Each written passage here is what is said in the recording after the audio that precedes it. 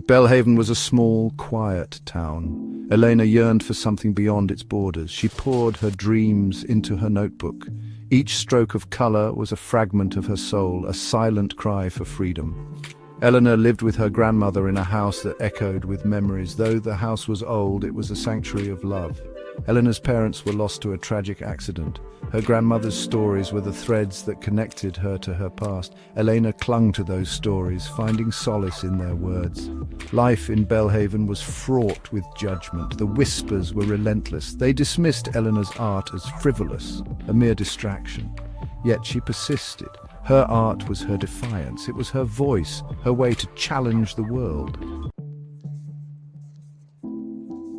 School was a battleground. The other children flaunted their new clothes and fancy shoes. Eleanor's hand-me-downs were a constant reminder of her struggles. They fit awkwardly, making her feel like an outsider. Art class became her refuge. She channeled her emotions into every brushstroke, every sculpture. Mrs. Rodriguez, the art teacher, recognized a profound talent in Elena. She saw a spark of brilliance and nurtured it. She urged Elena to persevere, to never let go of her dreams. One day, a renowned artist visited Belhaven. His name was Mateo. He had returned to his roots, to the place that shaped him.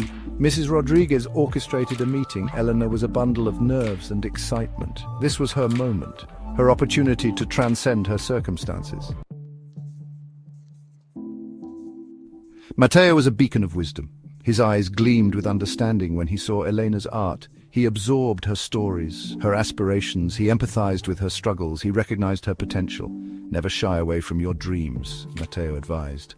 Your art is your essence. Let it resonate. His words were a lifeline, a beacon of hope. Elena felt truly seen for the first time. Mateo became her mentor. He guided her, challenged her to transcend her limits. He unveiled the world beyond Belhaven. Through art books, museum visits, Elena's horizons broadened. Elena toiled relentlessly. She immersed herself in her craft daily. Her art became her sanctuary, her escape. Her voice grew more profound, more daring. She entered competitions. She tasted victory and endured defeat. Then came the National Youth Art Competition. Elena poured her essence into her piece. It was a self-portrait, a reflection of her tumultuous journey, her anguish, her aspirations, her triumphs. The judges were deeply moved. Elena clinched first place. Belhaven rejoiced. They finally recognized her brilliance, her resilience, her indomitable spirit. Elena had put Belhaven on the map. Her journey became a beacon of inspiration. She initiated an art program for the children of Belhaven, offering them the opportunity she once yearned for.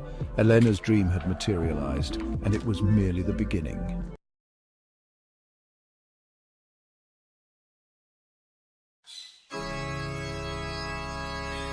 Rohan lived in a small village nestled amidst emerald green rice paddies. The village was small and life was simple. The rhythm of life was dictated by the seasons. Sunrise brought the promise of a new day, and sunset painted the sky in hues of orange and purple. Life was peaceful, but Rohan dreamt of a different world. Rohan's father was a farmer, a hard-working man who toiled tirelessly to provide for his family. He wanted Rohan to follow in his footsteps, to learn the ways of the land and carry on the family tradition. His father believed that the city was a place of temptation and deceit, a place that could corrupt innocent souls.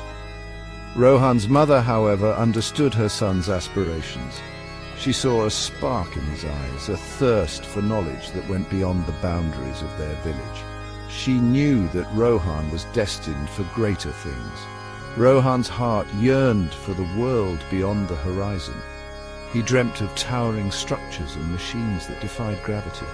He yearned to understand the language of numbers, the secrets hidden within the gears and circuits. He dared to dream of becoming an engineer. Rohan's love for mathematics and science blossomed in the cramped quarters of his village school.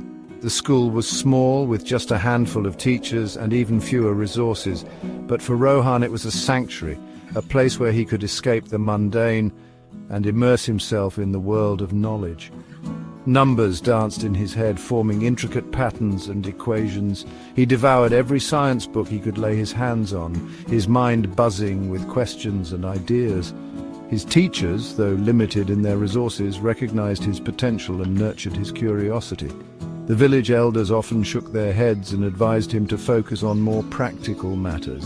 They believed that education was only for the wealthy, for those who could afford to dream beyond the fields. But Rohan refused to be discouraged. His determination grew with each passing day, fueled by the belief that education was the key to unlocking a brighter future. He knew that the path ahead would be fraught with challenges, but he was determined to prove them wrong. Rohan's father, bound by tradition and fear, saw little value in his son's lofty ambitions. "Education is for the city folk," he would say, his voice gruff with concern. "Here in our village we need farmers, not dreamers." He worried that Rohan's pursuit of knowledge would lead him astray, that he would become lost in a world that did not understand him. His mother, however, remained his silent advocate, his pillar of support. She understood her husband's apprehension, but she also recognized the fire that burned within her son's heart. So she became Rohan's secret keeper, his confidant. Late at night, when the rest of the village slept, she would sit with him under the soft glow of a kerosene lamp, helping him with his studies. She would sacrifice her own meager earnings to buy him extra books and stationery, her love for her son eclipsing all her fears. She knew that the journey ahead would be long and arduous.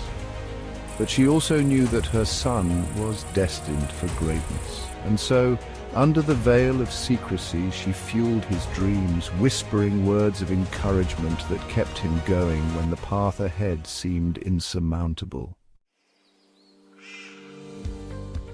Years passed, and Rohan excelled in his studies. His hard work paid off with a scholarship to a prestigious college in the bustling city. It was a bittersweet moment for Rohan. The scholarship validated his dreams, but leaving meant leaving behind his world. The comfort of his mother's love, the familiar scent of the earth after rain. The city welcomed him with cold indifference. Life in the city was a whirlwind of noise, a stark contrast to his peaceful village. The towering buildings mocked his humble beginnings, and the traffic drowned out the birds chirping. Financial struggles were relentless. He worked odd jobs to make ends meet, sacrificing sleep to keep his dreams afloat. There were moments of self-doubt, nights when responsibilities crushed his spirit. Rejection stung. He missed his family, their love a distant memory, but he held on to his dreams, drawing strength from his mother's belief. Giving up was not an option. He had come too far to turn back now. Years of relentless effort culminated in a moment of triumph.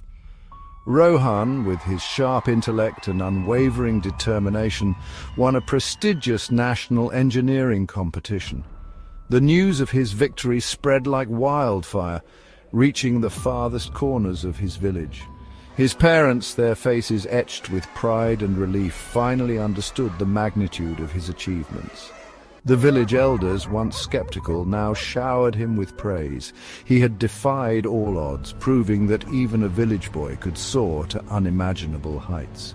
With his prize money, he built a school in his village, a beacon of hope for generations to come.